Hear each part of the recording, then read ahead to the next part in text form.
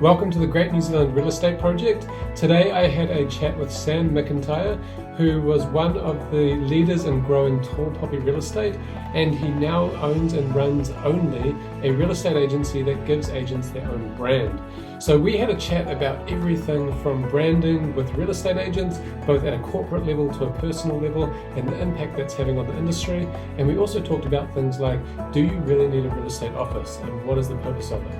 But as always, it doesn't matter what we think, we want to hear what you think. So have a listen and join the conversation.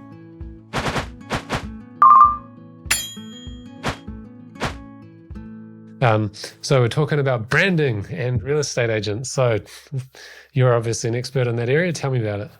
Branding and real estate agents. I was having a think about this on the way here, actually. And I was thinking, what are the most important factors in succeeding in real estate? And I think, firstly, it's work ethic and attitude. And secondly, I think it's brand.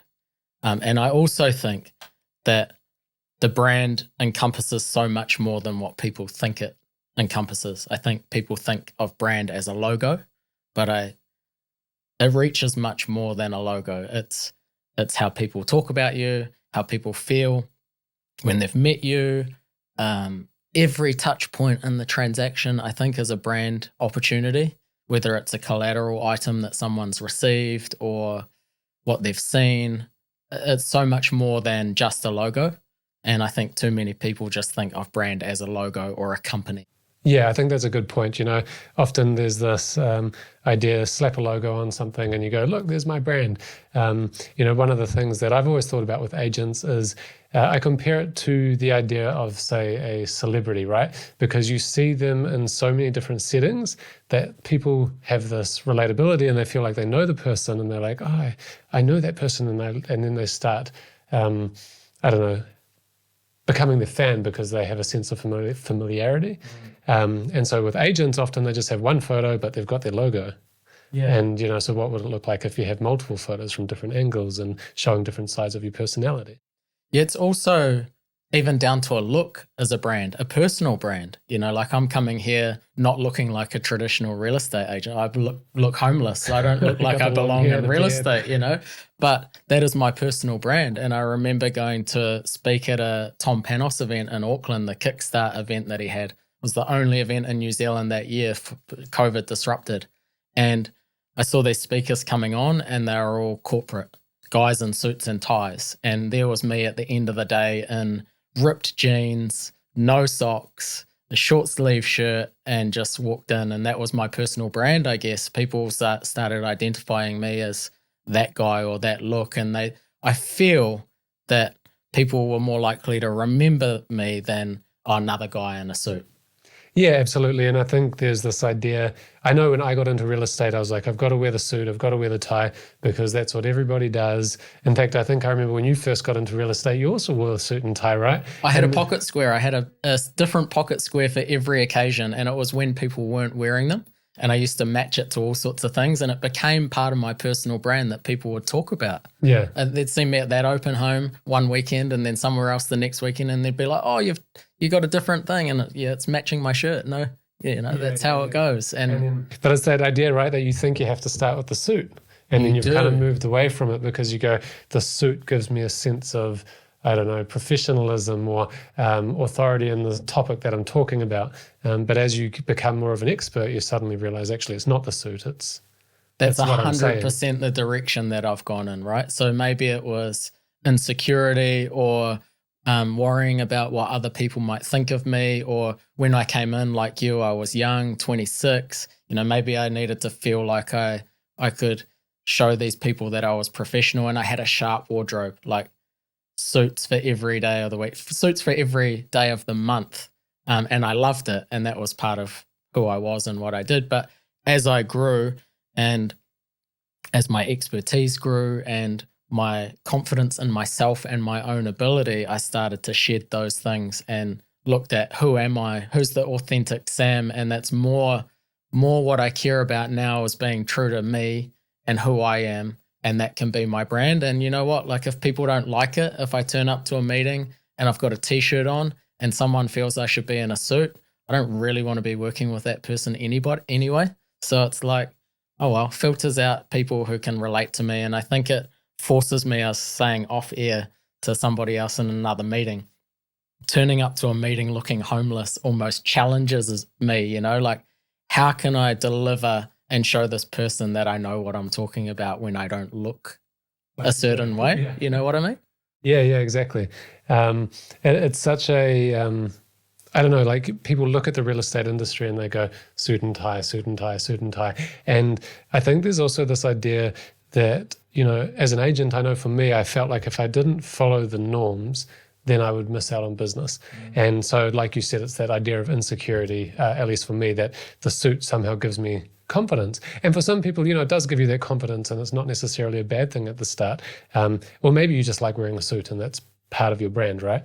But there's also this idea that, you know, are you better off, let's say hypothetically, 80% of people go, real estate agents should wear a suit and a tie or formal dress if you're a female, whatever. But like the idea being that, say 80% of people go, this is what a real estate agent should look like. So you go, do I want to relate to those 80% of people? But what would it look like for me to only relate to the 20% who actually go, I like the fact that you're wearing a t-shirt because you relate to me more. And, you know, I've often asked agents, what would it look like if you just pick up 20% of the business in your area, but you get all of it because you're the guy in the t-shirt? And often that 20% is better than competing with everyone else for the 80%, where you might end up with 5% of the business because everyone else is going for the same piece. Does that make sense? Yeah, that's one way to look at it. I'm totally not anti-suit. No, like, neither I'm am not I. going any way is better than any other way, but I'm thinking be true to yourself, whatever that is. Don't worry about what other people think, and you'll attract your right audience. And also, I see opportunities like this is having a point of difference in real estate is necessary, I think, in one way or another, whether it's selling the most, specializing in a certain thing, having a certain offer, whatever it might be. But a point of difference could be your look, and that's your brand, and that's how people remember you. I was in Northland recently, and I'm flicking through all the I don't know if it was Homed, One Roof Homed, or a Property Press. I don't know. Sorry to the sponsors of the show, but I remember flicking through, and I only really remember a handful of agents that I saw, and one of them was wearing a hat, like not this sort of a hat, like a casual, like a baseball hat. Yeah, right. And I just remember that agent. I remember who they worked for, and there was like 200 agents. Remember one. I remember a small handful, but distinctly Joe. Joe.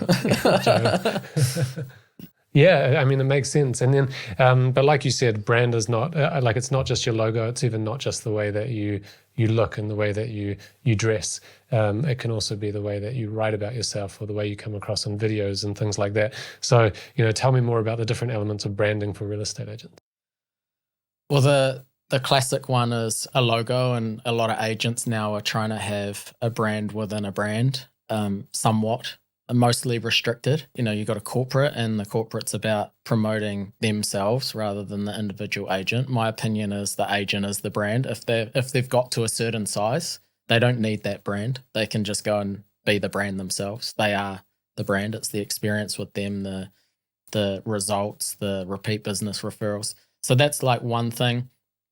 I think other obvious things are the collateral items that you're giving to people at certain stages of a transaction. All of those things are brand experiences.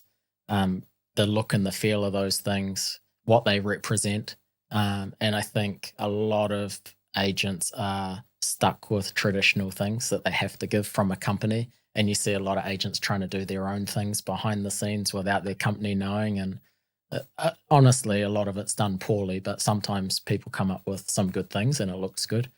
But then there's the look and the feel of the person and how they interact and engage with people as a brand. There's these two ladies from Nelson, Tasman, who I adore. And every time I saw them, they had personal brands. One wore bright jewelry and loud dresses. And it was just every time I knew I saw her, it would be that. And the other one smelled the same way every time. And the smell was a personal brand for me. Like it was my experience with her. Every time I gave her a hug, same smell, consistent brand. Yeah. So it's so far-reaching, right? Whether your perception in the marketplace is that you're a tech-savvy, innovative agent or a video-first agent, or whether you're the stern agent who's, very powerful and professional, and good at negotiating, trustworthy, serious. It can be so much more. And that was the thought coming here in the car when I was thinking to myself, it's so much more than just the look of a logo. Yeah, exactly. And then, so in terms of, you've spoken to a lot of agents around the country. Do you find that there is a trend towards agents wanting their own brand? Because obviously, you go back 20 years and it was all about the big brand, the big company. You need to be part of a big company. But it seems like as things are progressing, you're seeing more and more people with logos, more and more companies coming out that are offering branding to their agents, things like that. I just find that the whole consumer movement, where it's going, people are more concerned with doing business with people now rather than with corporates. It's not how long has a company been around. It's who do I relate to the most? Who do I think is going to do the best job for me? Who do I like the most, almost? And I just don't think that the corporate brands bring that in most instances. Maybe in cities more so. In communities, it's about the person, I believe.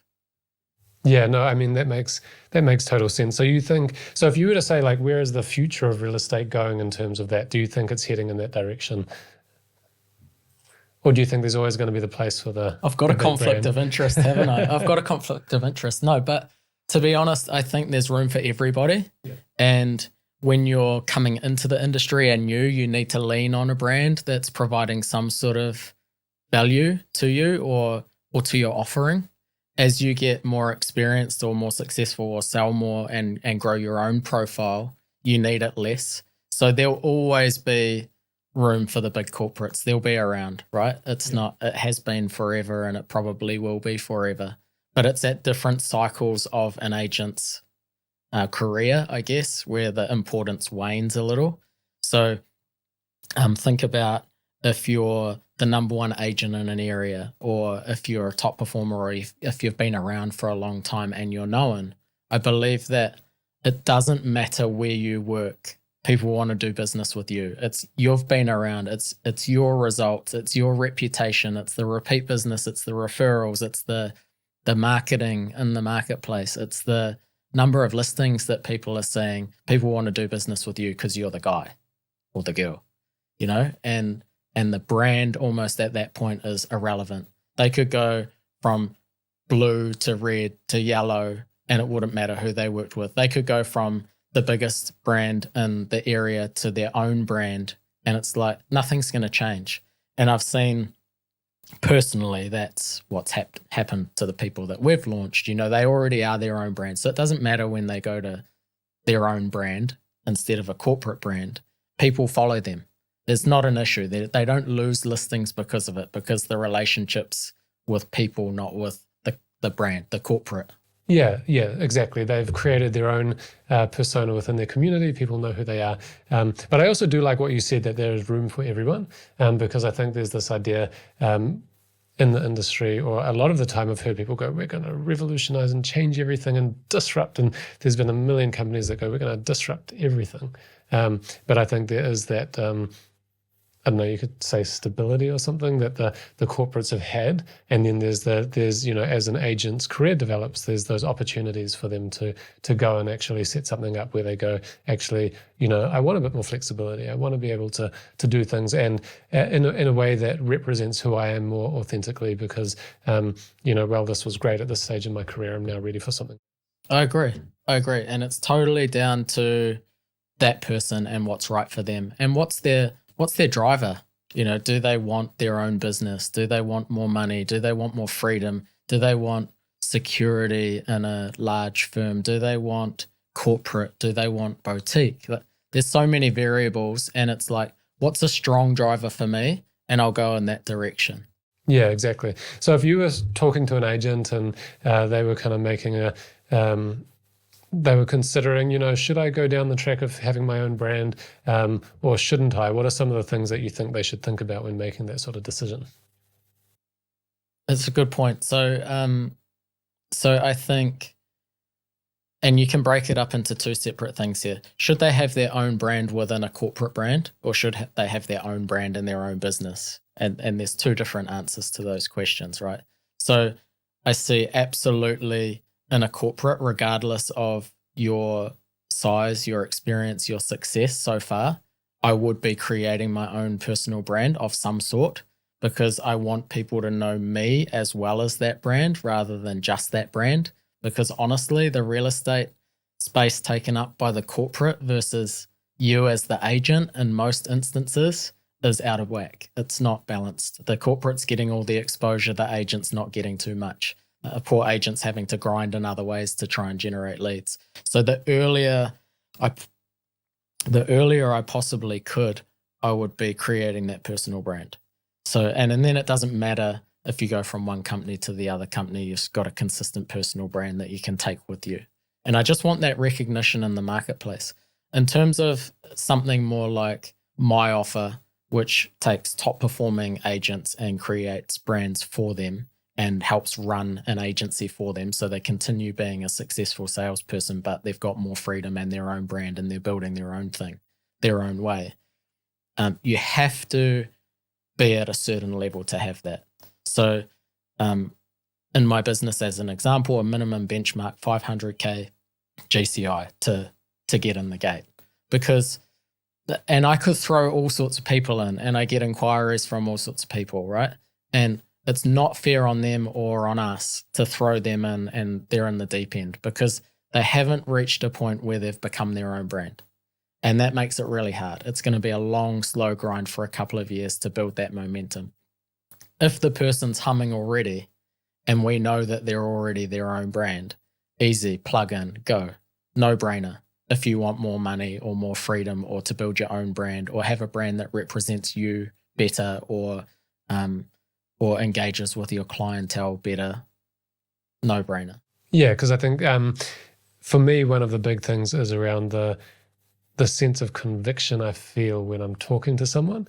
And I know that as an agent, it was also important that I aligned with what every part of it, like whether it's the company values, the colors that I'm using, the creativity that I can have when I'm marketing the property. And, you kind of start, like you said, under the corporate security blanket. And then as you move on, you can start to create something for yourself. And, a company like yours or mine, we are able to do that for agents and provide all of the systems for them to do that.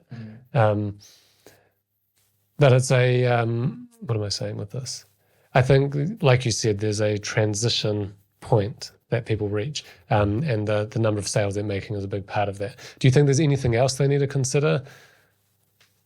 Consider for? Like if they're going to go into their own brand or their own company, like is it just sales in terms of momentum, or do you think there's other factors as well? I don't think it's a number of sales. Well, like GCI, for example, was one that you gave. Do you think, for example, system support, admin, working in an office is a big one as well? I know for a lot of people, some people feel like they need to be around people. Some people do feel like they need to be in an office and they need that sort of team environment. I think, though, you can get that in other ways as well. Like you can have connection with agents all over the country remotely via WhatsApp or a Facebook group or, like people that say, oh, I just need the social aspect. I don't hear it too often because most of the top performers, honestly, they're like, I can't be bothered with the office. I can't be bothered with all the drama. It's a waste of time. Like I'm going on caravans and having sales meetings with people who are just like a drain. I'd just rather be doing my own thing. But the people who do need the social, like you got friends, get your social outside of work and you're meeting people, you're meeting buyers, you're meeting sellers. You can fulfill that need in other ways. But the question was, are there any other considerations? I think, just what your drivers are and whether doing that is going to fulfill those and meet that need. Yes, look at the level of support. Are you getting your own brand, but then you're having to try and figure out how to set that up and implement everything and do all of that? Or is that being done for you? Are you coming into your own brand, but then you're having to manage a whole bunch of stuff? Or is there a comprehensive support staff behind the scenes being the engine room for you? So, you can get more money, but have to do more stuff and have more headaches and hassle. Or you can take slightly less money and you can have a whole bunch of stuff done for you. And at the extreme, it's like go out on your own completely and do all your own stuff and create it all from scratch and get 100% of everything.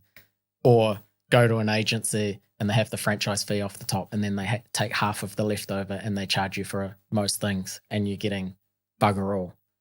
Where do you sit on that? What do you need and what do you place value on? Yeah, and I think at the end of the day, there's a scale, right? And there's different models from the corporate all the way to literally creating your own thing. And it's about, an agent finding the right fit for them, about where they sit along that scale. And I think that's the good thing now, because when you started and when I started, there weren't many options, right? There was less in the marketplace to choose from. It was like, you go corporate. And the only reason why I came into real estate was because I saw an ad for a company that was different and a disruptor. And I resonated with it at that time. And I came in and I did really well. And then over time, things change. That was a low fee, disruptive in some way because it's a low fee.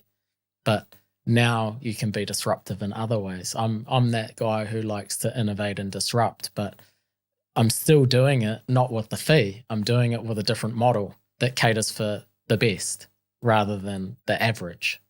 Yeah, exactly. I like that. There's so many options now for agents to choose from, and it's a matter of where their brand fits, what they want out of real estate. And at the end of the day, now there's a smorgasbord for them to choose from, which is great.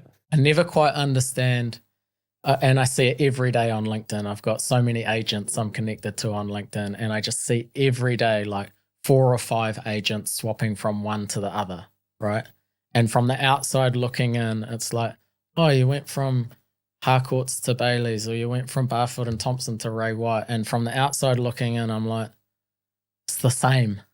But there are differences, like down to the manager, or, if you're going to get on with the manager, if there's some support there, or I feel like from the customer looking in, the house seller looking in, all of those corporates are the same, but there will be some differences among culture, systems, a few different things. Often the manager or the relationships they have within the office is the determining factor. I've found, you have a falling out with one manager or a colleague, and so you go to another company. But like you said, from the customer's perspective, and it would be really interesting to see what people think about, is there a big difference between a Barfoot's and a Harcourt's, and why? Why do people think that? Because at the end of the day, we can guess, but it's what do people think about, all the different brands? Is it important to them anymore? So it'd be interesting to put that out to the public and see what they say. What I have found, which has been really interesting, it's a post-COVID sort of trend, is people wanting to support local. Yeah. So we've had these new brands launch in various parts of the country. And the amount of support that the individual has received, they're a small player. Yes, they're a top agent and they've got a big profile, but they're a small player compared to competing against the Harcourts in their town or whatever. The amount of overwhelming support for those people and their brands, and the David versus Goliath, and the almost the buying local trend has been phenomenal to watch. Yeah, and I would say that's particularly in the smaller the community, the more important that is as well. In the regions. In the regions, 100%. Yeah. And that's been a really interesting thing to watch. Post-COVID, I think everybody jumped on that wagon, Small businesses were struggling, so everyone was like buying vouchers at their local cafe, even though they couldn't use them during that time, and looking for products made in New Zealand versus made overseas, and really jumping on that.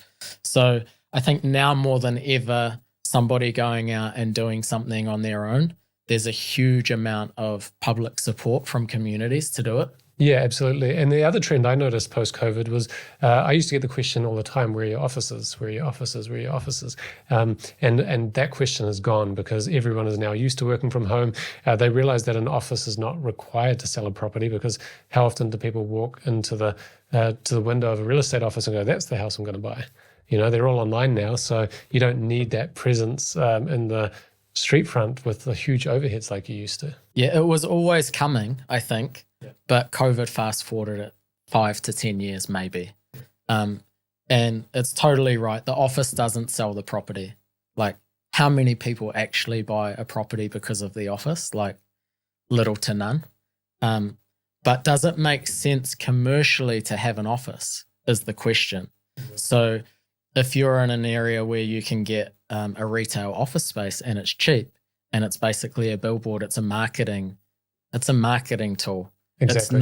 It's not for having an office for selling a property. It's a marketing tool. So what's the return on my investment of having that? How much is the annual rent? How many listings do I need to get to pay the annual rent? How many sales do I need to make to pay the annual rent?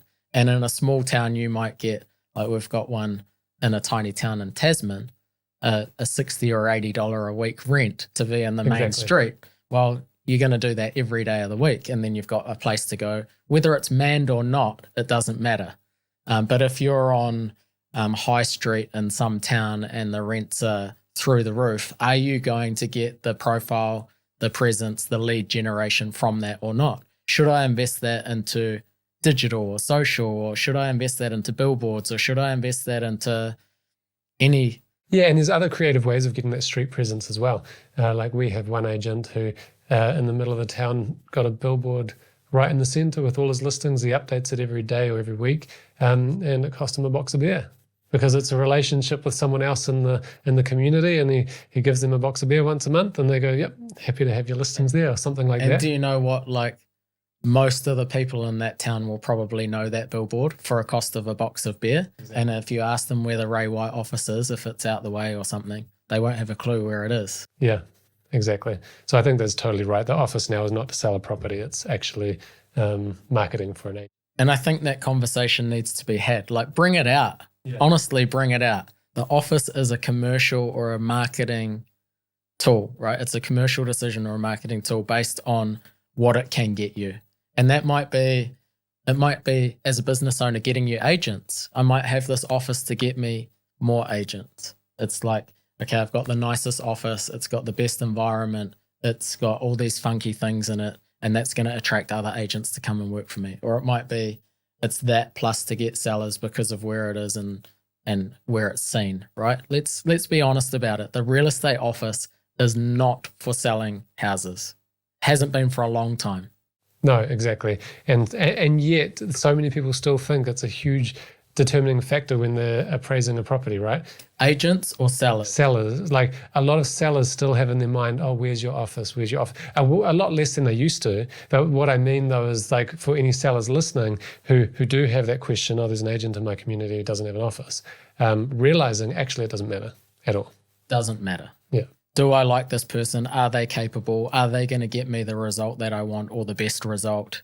And that should be the factor, whether they're doing that from home or from a paid space. You know, if they're doing it from a paid space, the fee might be higher. That's your trade-off. Exactly. And the productivity of working from home for a lot of people is high. I know myself. I go to an office, I get distracted. Yeah, I'm the same. 100%. If I'm at home, I'm just head down and I'm nailing it. So don't take that into consideration, I would say. Yeah, and I'm in total agreement. Again, it'll be interesting to see if there's anyone with a different opinion. Well, there will be. There will be. And that's human nature. And I think also as real estate agents or as any business owner or anybody in any field, we push our strengths, right? And I can have this conversation now because I had a company that had a head office and no physical offices, and the argument was, the office costs money. It's why people charge more. It's like you hang your hat on what you've got, your strengths or your weaknesses. So if I'm at a Harcourts, I'm saying, we've got the most offices across New Zealand and we're global and we're all of this nonsense that isn't going to sell the house. Like, no one in Invercargill is going to sell your house in Ponsonby, right? But if I've got it, I'm saying, hey, we've got thousands of agents across the country all working to sell your house because that's the power of our brand, da-da-da. But if I've got something else, I'm finding the angle on that and pushing that. So now I've got brands with offices, I've got brands without offices. personal preference, productivity, financial decision. Exactly. And it's good just to have an open conversation about it where you're not trying to sell anything to anyone, right? I hope I'm not offending anybody that works with me, that has an office, that pushes the office as a way to sell a house. I'm just thinking about that. I've probably put my foot in my mouth, but honestly, like that's my opinion, but that's one person's opinion. Well, I guess at the end of the day, it does provide a meeting space as well. So for anyone who does have an office, that is one benefit. Most of our business is done in people's homes, though. Oh, absolutely. Right? You go I was just trying to defend you with your I appreciate your support. I know, but I'm digging myself a deeper hole. But you go to a house, you do an appraisal. You do viewings at a house. You go to take a contract. Most of the time, you're going over to somebody's house to take a contract, or going to their workplace to take a contract. An office does provide a space, but so does a cafe. So does a BNZ Partners Centre. So does anywhere else in the community provides a space unless it's late at night. I remember I had a buyer from out of town who had come in and it was 10:30 at night or something, and we did a contract in a McDonald's. And it was the only thing in town that was open at that time. And it was in a train carriage because our local McDonald's had a train carriage attached to it. Yeah, let's do it in the train carriage. That'll be cool. Yeah, it's the only place that was open. And I don't know, some offices will have access at nighttime for agents to go and swipe and get in, but a lot of them close and you don't have access to it. Yeah, exactly. I mean, I've always thought, what would it look like to have some sort of thing that you open in the boot of your car, but it's all got your little office laid out so that you can do the contracts like that. There you go. Next $1 million idea from Ben Delabarca, the office insert of the car boot. Absolutely. Sell it to real estate agents all over the world. The most professional car boot in the market. That's point of difference. Yeah, personal brand. It could be. Yeah. There you go. Branding. Yeah. Hey, well, Sam, it's been great chatting, and I think, we agree on a lot of points around branding and offices. I'll definitely have to get someone on who has a totally different opinion to get the other perspective, but thanks for coming and having a chat. And maybe they can sit right here. After that episode, they can sit right here and we can have a little... Yeah, I'll get you on at the same time. Healthy debate. Exactly.